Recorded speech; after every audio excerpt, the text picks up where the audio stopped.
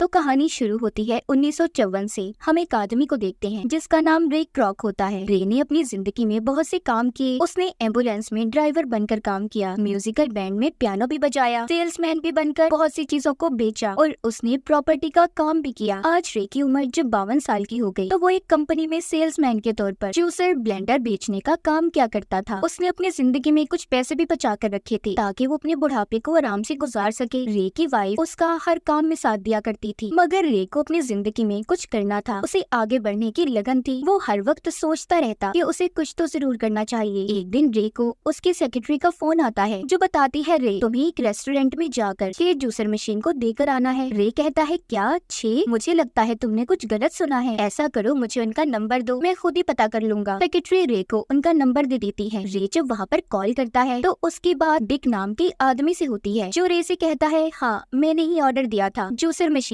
का, पर तुम ऐसा करो 6 नहीं बल्कि हमें 8 चाहिए। अब रे उनके रेस्टोरेंट का पता ढूंढकर और उन्हें डिलीवरी देने चला गया था। जब वो उनके रेस्टोरेंट के पास जाता है तो देखता है उधर लोगों की बहुत लंबी लाइंस लगी हैं। जब वो भी कुछ खाने के लिए ऑर्डर देता है तो उसका ऑर्डर कुछ ही सेकंड्स में आ गया था। रे उनकी इतनी फास्ट स्पीड देखकर हैरान था क्योंकि इतनी जल्दी ऑर्डर कोई भी नहीं देता। अब वो अपना खाना लेकर साइड पर बैठकर खाने लगता है। तभी उसके पास एक आदमी सफाई करते हुए आता है और पूछता है कि आपको हमारा बर्गर कैसा लगा। रे जवाब देता है बहुत ही मजेदार। पर तुम कौन हो? वो आदमी बताता है मैं इस जगह का ऑनर मालिक हूँ। रे भी जब उसे अपना कार्ड देता है तो उसे पता चल गया था कि ये वही है जिससे इन्होंने जूसर मशीन को मंगवाया है। अब वो आदमी रे को अपना नाम मैक बताता है और साथ ही वो उसे अंदर ले गया था। अपने किचन का सारा सिस्टम दिखाता है। रे को सब चीजें बहुत अच्छी लगी थी। यहाँ पर रे मैक के भाई डिक से भी मिलता है जिससे इसने फोन पर बात की थी। रे उन दोनों भाइयों से कहता है मुझे आपका काम बहुत पसंद आया, मैं आप लोगों को खाने पर बुलाना चाहता हूँ। डिक कहता है नहीं नहीं रहने दें, मगर रे उनकी कोई बात नहीं सुनता। रात को ये तीनों एक होटल में मिलते हैं। रे उनसे पूछता है कि आपने ये सब कैसे शुरू किया? मुझे हर चीज बहुत पसंद आई। मैक बताता है हम छोटे थे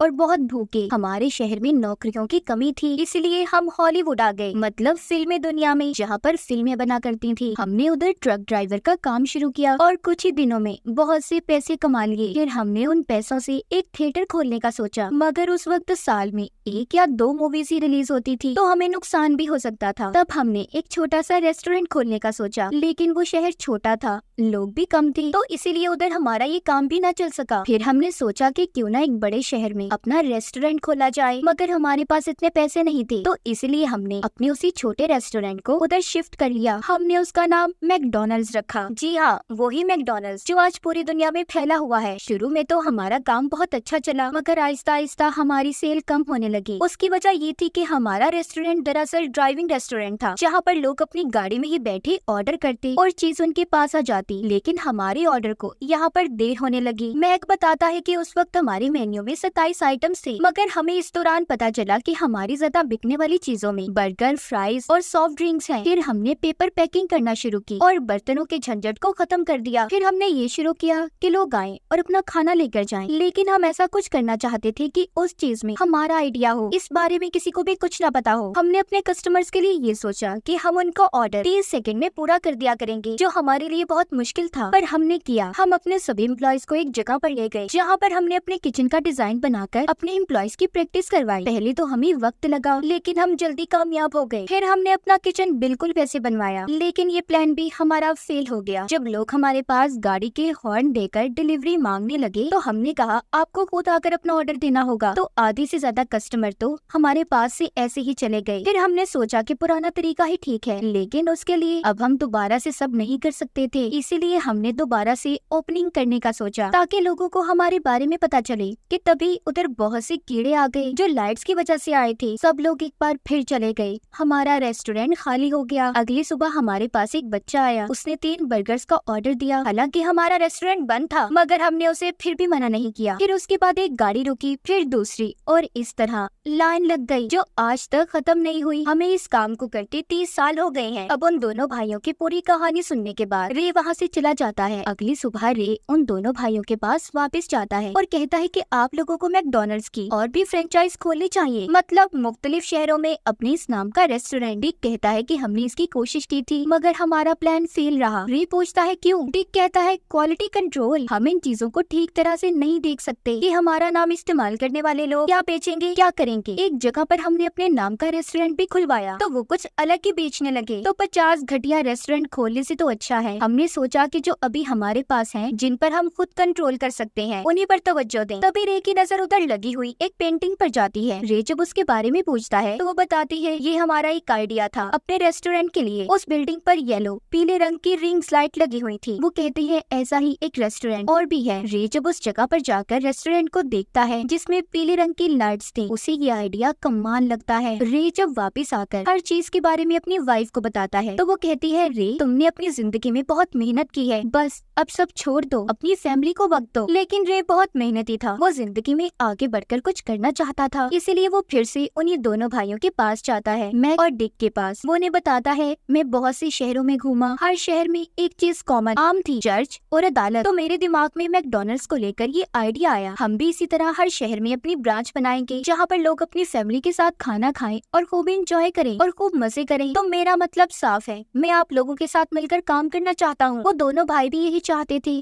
तो इसीलिए वो रे के साथ कॉन्ट्रैक्ट करने को तैयार थे। उस कॉन्ट्रैक्ट में बहुत सी शर्तें थी, मगर फिर भी रे सभी शर्तों को पढ़ता है और मान जाता है। अब एक नया रेस्टोरेंट खोलने के लिए उन्हें पैसों की जरूरत थी, तो इसीलिए रे अपना घर बैंक के पास रखवा कर कुछ पैसे उधार लेता है। उसने अपने प्रोजेक्ट पर काम करना शुरू कर दिया। कुछ दिन के बाद उसकी एक नई ब्रांच मैकडॉनल्ड्स की खुल जाती है। इसमें रे ने अपने दिन रात एक कर दिए थे। अब वो दोनों भाई रे की कुछ बातों को मानने से भी मना कर देते हैं, मगर रे के अंदर हर चीज का जुनून था। एक दिन जब वो अपनी वाइफ के और कुछ दोस्तों के साथ खाने पर जाता है तो वहाँ पर भी रे अपने आइडियाज के बारे में अपने दोस्तों को बताता है। वो दरअसल अपने मैकडॉनल्ड्स की एक और ब्रांच खुलवाना चाहता था। उसके दोस्त इस बात को मानने के लिए तैयार थे। वो अपने पैसे लगाकर रेस्टोरेंट खोल लेते हैं। इस तरह एक महीने के अंदर अंदर मैकडॉनल्ड्स की तीसरी ब्रांच खुल जाती है। लेकिन रे उनके काम से, सफाई के तरीके से बिल्कुल भी खुश नहीं होता। तब रे सारी सूरत हाल को देखकर ये फैसला करता है कि वो अपनी अलग से टीम बनाएगा। वो अपनी टीम में सभी उन लोगों को रखता है जो आगे जिंदगी में कुछ करना चाहते थे। रे फिर एक आदमी से मिलता है जो एक रेस्टोरेंट का मालिक था। उसका नाम बहुत ज्यादा मशहूर था। वो मैकडॉनल्ड्स को देखकर बहुत इम्प्रेस होता है। उस रेस्टोरेंट के मालिक के साथ उसकी बीवी भी थी जो रे को बहुत अच्छी लगी थी। वो उसके साथ पियानो भी बजाता है। उस आदमी ने भी रे से मैकडॉनल्ड्स की एक फ्रेंचाइज खरीद ली थी। वो कहता है कि मैं ऐसी जगह पर खोलूंगा जो शहर के बीचों बीच हो। अब 1 साल गुजर गया था। मैकडॉनल्ड्स ने बहुत तरक्की कर ली थी, मगर अभी भी रे को प्रॉफिट, मुनाफा नहीं बचता। इसीलिए अब वो मैक और डिक को दोबारा कॉल करता है और कहता है कि हमें कॉन्ट्रैक्ट दोबारा बनाना चाहिए ताकि मुझे कुछ तो पैसे बचे। मगर उन दोनों भाइयों को अब यही लग रहा था कि उन्होंने रे से कॉन्ट्रैक्ट करके बहुत बड़ी गलती कर ली। वो अब रे से पार्टनरशिप खत्म करना चाहते थे। रे जब अपने घर पर जाता है तो उससे उसकी वाइफ पूछती है कि रे क्या तुमने हमारा घर बैंक में गिरवी रखकर लोन लिया था? मुझे बैंक से कॉल आई है, तुमने 3 महीने से उनकी किस्त जमा नहीं करवाई। अगर ऐसा हुआ तो हम बहुत जल्दी सड़क पर आ जाएंगे। इन बातों से परेशान होकर रे उस रेस्टोरेंट के मालिक के पास जाता है जिसने अभी कुछ वक्त पहले मैकडॉनल्ड्स की फ्रेंचाइज को लिया था, जिसकी बीवी भी रे को अच्छी लगी थी। वहाँ पर रे जब उन्हें अपनी सारी परेशानी के बारे में बताता है तो रेस्टोरेंट का मालिक उससे कहता है दरअसल रे हम जो मिल्क शेक बनाने के लिए आइसक्रीम्स बनाते हैं उन्हें फ्रिज में रखने, स्टोर करने का बहुत खर्चा आता है। तो तभी उस ओनर की बीवी यहाँ पर रे को एक आइडिया देती है, पाउडर से बनाया मिल्क शेक। वो बताती है ये 2 फ्लेवर्स में आता है, चॉकलेट और वनीला। हम इसके इस्तेमाल से अपना खर्चा बचा सकते हैं। ऐसा करने से सभी मैकडॉनल्ड्स का बिजली का बिल भी आधा हो जाएगा। हमें फिर आइसक्रीम की भी जरूरत नहीं पड़ेगी। अब जब रे उसे टेस्ट करता है तो वो वाकई उसे पसंद आता है। ये सारी बातें जाकर वो दोनों भाइयों को बताता है, लेकिन वो सुनकर साफ साफ इस चीज को मना कर देते हैं। कहते हैं कि मिल्क शेक बनाने के लिए हमें 2 आइसक्रीम चाहिए, हम ऐसा नहीं कर सकते, हम अपनी क्वालिटी में कोई कॉम्प्रोमाइज नहीं करते। वो इस बात को मना कर देते हैं। रे मैकडॉनल्ड की 13 ब्रांचेस खोल चुका था, लेकिन वो अभी तक पैसे नहीं कमा रहा था। इसीलिए वो बैंक में भी जाता है ताकि वो उनसे कुछ और वक्त ले सके, मगर बैंक वाले उसकी कोई भी बात सुनने को तैयार नहीं थे। हालांकि रे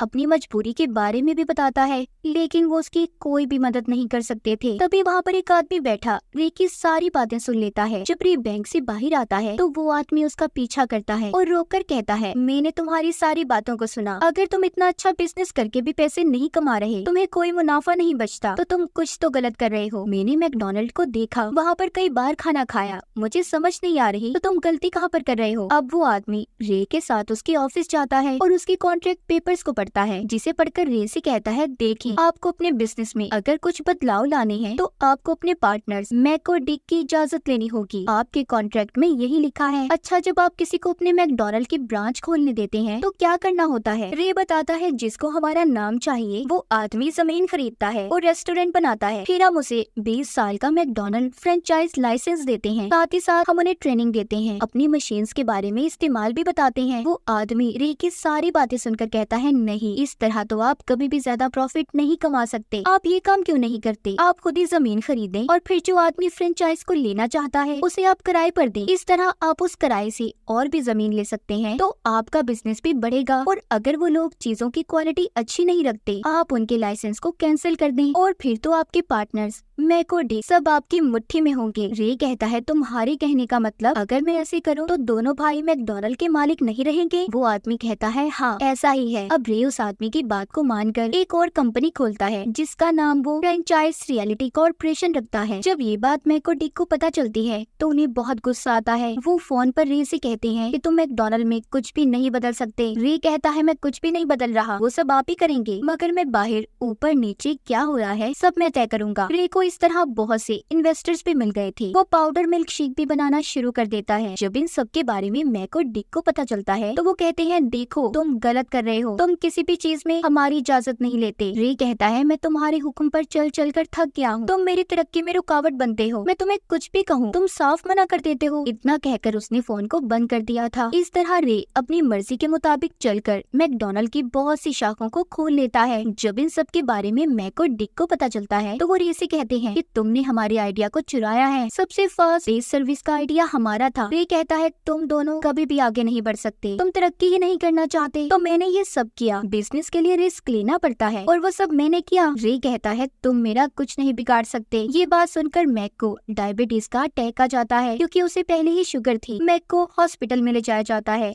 जहाँ पर रे भी उससे मिलने आता है, उसको एक चेक देता है। मैक कहता है, तुम क्या खरीदना चाहते हो? रे कहता है, तुम ठीक हो जाओ, हम फिर बात करेंगे। इतना कहकर वो वहाँ से चला गया था। मैक अपने भाई से कहता है, हम इससे कभी नहीं जीत सकते। अब डिक रे को कॉल करता है और कहता है, हमें बहुत सारे पैसे चाहिए और कंपनी का 1% प्रॉफिट और साथ ही जो हमारी पहली ब्रांच थी उसकी ऑनरशिप भी। रे को ये सब ज्यादा लग रहा था। वो उनसे बात करता है और कहता है, देखो मैं सारी बातें मानने को तैयार हूँ, मगर जो 1% प्रॉफिट है वो मैं तुम्हें नहीं दे सकता क्योंकि इसके लिए मेरे इन्वेस्टर्स कभी राजी नहीं होंगे। वो दोनों भी मान जाते हैं। मैक और डिक अब रे से पूछते हैं, जब पहली बार तुम हमसे मिले तुम्हें हमने हर चीज के बारे में बताया, तो तुमने अपना बिजनेस क्यों नहीं शुरू किया? वो कहता है कि तरक्की रेस्टोरेंट चलाने या उसे बनाने में नहीं बल्कि कामयाबी मैकडॉनल्ड के नाम में है। मुझे ये नाम चाहिए था। देखो आज जितने पैसे मैंने तुम्हें दिए तुम सारी जिंदगी भी लगाओ कभी नहीं कमा सकते। इतना कहकर वो वहाँ से चला जाता है। अब मैक और डिक से मैकडॉनल्ड का नाम रे ने पूरी तरह से खरीद लिया था। उन्हें इस नाम से अलग कर दिया जाता है। रे की इस कामयाबी से आज 5 मुल्कों में मैकडॉनल्ड की 1600 ब्रांचेस हैं। तो ये बात तो साफ है, आगे वही इंसान बढ़ता है जिसके अंदर काम करने की लगन हो, जज्बा हो, जो रे के अंदर था। उसने अपनी इस लगन से बहुत कुछ हासिल किया। आखिर में दिखाया जाता है रे ने रेस्टोरेंट के मालिक की बीवी से शादी कर ली थी जिसके साथ उसने पियानो भी बजाया था। ये एक सच्ची कहानी है। तो उम्मीद है आप लोगों को ये पता चल गया होगा कि मैकडॉनल्ड कैसे बना और इसी के साथ इस फिल्म की कहानी भी यहीं पर खत्म हो जाती है।